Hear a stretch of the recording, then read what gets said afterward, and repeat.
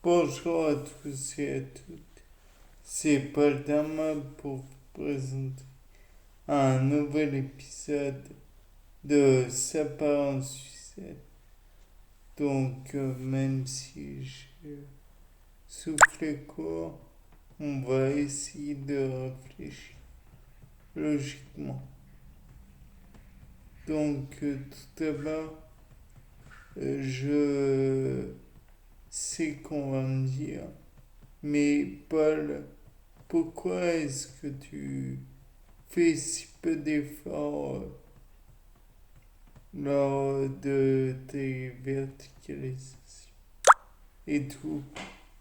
Alors, le fait est que le corps demande beaucoup de repos pour un simple exercice. Ces chances-là, on peut se dire, mais quel effort fait-il? Il a juste à pomper de l'énergie. Pensez bien que ce n'est qu'une toute petite partie de l'effort qui est réalisé.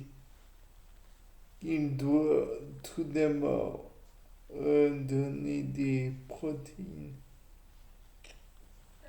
aux muscles. Je suis sûr que si on mesurait la quantité de protéines entrant dans mon organisme et ressortant sous formes diverses ou alors étant consommées, on verrait qu'il y a une très forte différence, à savoir que les protéines consommées et utilisées dans le corps, il y a une certaine balance à vérifier peut-être scientifiquement par un genre de traceur, peut-être traceur radioactif, peut-être traceur fluorescent, peut-être un traceur qui n'empoisonne pas déjà le corps humain. Et de plus, si on réfléchit bien, le muscle n'est qu'une partie de ce qui sera modifié. Peut-être que l'on pourrait aussi voir une certaine différence au niveau de la calcification des os. Le CaCO3 que nous connaissons tous, carbonate de calcium, c'est une pierre blanche qui est contenue dans nos sols et qui est une roche titratique. Vive la géologie ou pas, c'est selon. Euh, il y a aussi le phénomène de, comment dire, de production d'énergie, certes, par votre corps, car le métabolisme général reste un, indispensable. C'est pas parce que vous faites de l'exercice, aussi modéré soit-il, que vous devez du jour au lendemain euh, arrêter de produire de la chair.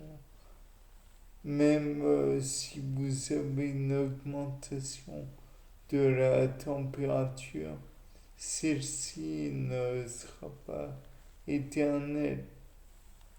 De plus, même si elle n'est pas éternelle, vous pouvez vous sentir mal en faisant de l'exercice. Il faut donc savoir jauger pour ne pas trop en faire non plus. Car le corps humain est ainsi fait que si on augmente trop la température de celui-ci, il arrête de fonctionner correctement. C'est une bien belle machinerie que le corps humain, donc prenez-en soin. Hydratons-le, comme vous savez, c'est indispensable, à la fois pour refroidir, mais aussi pour faire en sorte que les réactions chimiques puissent se dérouler correctement. Nous sommes des organismes qui sont encore un peu, beaucoup, énormément dépendants de l'eau. Donc, il faut en avoir. De plus, la production de matière